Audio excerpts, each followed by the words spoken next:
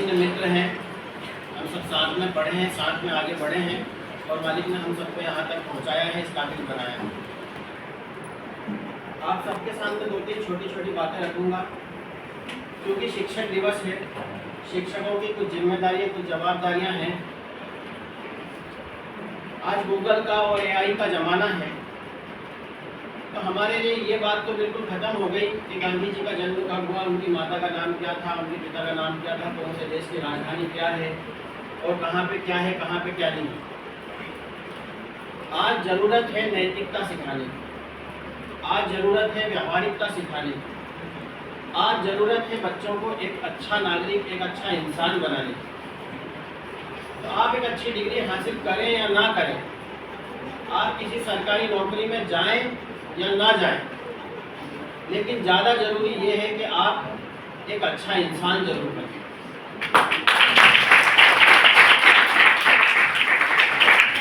और वो जवाबदारी, वो जिम्मेदारी शिक्षकों के ऊपर है। और वो क्यों है? क्योंकि शिक्षक एक ऐसा व्यक्ति होता है, शिक्षक वो व्यक्ति है जो कभी रिटायर नहीं। कोई आर्मी से रिटायर होकर आ गया, उसके नाम के आगे लग जाता है एक्स आर्मी मैन। कोई बैंक से रिटायर होगा, उसके नाम के आगे रिटायर शब्द लग जाता है। कोई रेलवे से रिटायर होगा, कोई आईएएस आईपीएस रिटायर होगा, उसके नाम के आगे रिटायर शब्द लग जाएगा। लेकिन शिक्षक हमेशा सर के नाम से जाना जाएगा।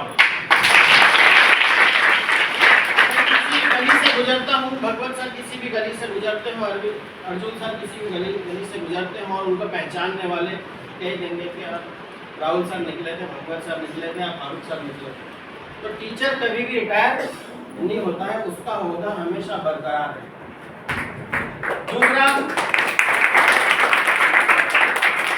एक डॉक्टर अगर गलती कर दे तो शायद एक पेशेंट की जान चली जाए। एक इंजीनियर अगर कोई पुल गलत बना दे तो 5, 10, 15, 50 लोगों का नुकसान होगा, प्रभावित होंगे। कोई ड्राइवर अगर गलती कर दे तो कुछ गिनती के लोग प्रभावित होंगे। लेकिन अगर एक टीचर अपना काम ईमानदारी से नहीं करता है तो ये समझ लीजिए एक युग बर्बाद हो जाएगा, एक जनरेशन। तो आपके ऊपर एक युग को संभालने की, एक जनरेशन को संभालने की जवाबदारी, और इस जवाबदारी को आपको बखूबी निभाना है। आईएएस पढ़ाने वाला आईएएस नहीं होता है, आईएएस पढ़ाने वाला भी टीचर होता है। आईआईटी पढ़ाने वाला आईआईटीएन नहीं होता है, लेकिन वो आईआईटीएन बना देता है। अगर वो तैयारी करने वाला बंदा आईएएस में सिलेक्ट हो जाए तो वो किंग बन जाएगा, आईएएस बन जाएगा, वो किंग बन जाएगा। लेकिन अगर वो आईएएस में सिलेक्ट नहीं होता है तो वो आईएएस के बच्चों को पढ़ाना शुरू कर देता है, आईआईटी के बच्चों को पढ़ाना शुरू कर देता है और किंग मेकर बन जाता है। क्या बात! जितने भी टीचर हैं वो सभी किंग मेकर। आपको इस जिम्मेदारी को समझना हो। अब प्यारे बच्चों, आपको डॉक्टर उमर फारूक साहब ने बताया था कि आपको अपना एक लक्ष्य तय करना है। वो लक्ष्य क्यों तय करना है? 5 मिनट मेरी बात ध्यान से सुन ले। एक प्रेरणा की बात बोलूंगा, फिर मैं अपनी जगह ले लूंगा। एक पानी का जहाज समंदर में जब चलता है तो वो एक अथाह जलराशि के सामने चलता है। आपने समुद्र अगर देखने का सौभाग्य मिला हो या टीवी में देखा हो आपने, टेलीविजन पर, तो उसमें आपने देखा होगा समुद्र में जहाज चल रहा है और इस तरफ देखें तो पानी ही पानी, इस तरफ देखें तो पानी ही पानी, आगे देखें तो पानी ही पानी और पीछे देखें तो पानी ही पानी।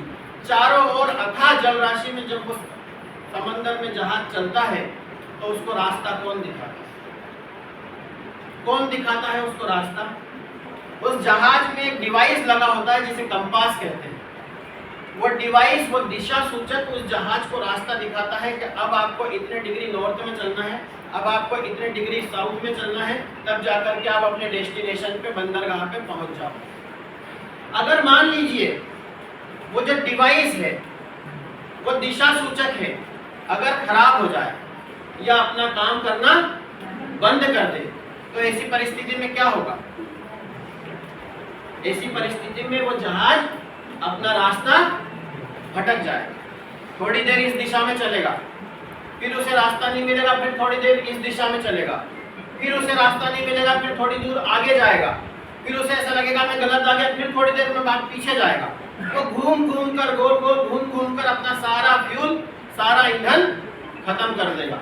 और आखिरी में वो जब उसका फ्यूल खत्म हो जाएगा, या तो वो किसी बर्फीली चट्टान से टकरा जाएगा, या फ्यूल खत्म होने के कारण वो डूब जाएगा। ऐसे ही एक विद्यार्थी का भविष्य होता है। अगर उस विद्यार्थी के जीवन में सही दिशा, सही लक्ष्य ना हो, तो वो विद्यार्थी भी अपने लक्ष्य से, अपनी दिशा से भटक जाएगा।